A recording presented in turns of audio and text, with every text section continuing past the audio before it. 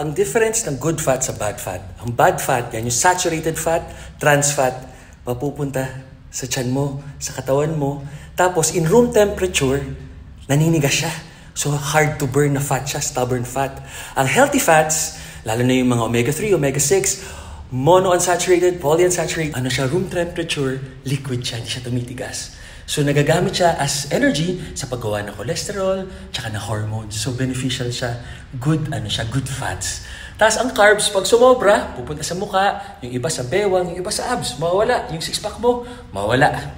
So, yun ang difference ng healthy fats sa bad fats. Sa carbs naman, pare-pareho lang sila. Ang mahalaga, yung timing. Yung sugar, yung walang fiber, bigla kami energy, pag kailangan mo na boost ng energy or low blood sugar. Pero ang maganda, yung may fiber para slow release siya, para may energy ka sa buong activity mo.